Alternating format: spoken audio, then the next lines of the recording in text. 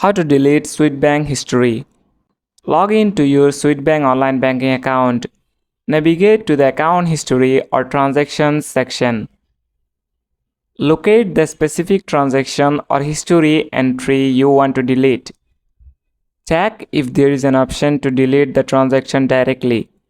If not, you may need to contact Swedbank support for assistance.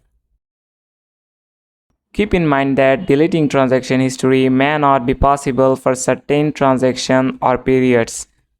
Be cautious when deleting transaction history, as it may affect your financial records.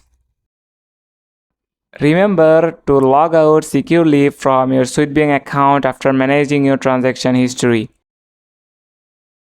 That's it. Thanks for watching the video.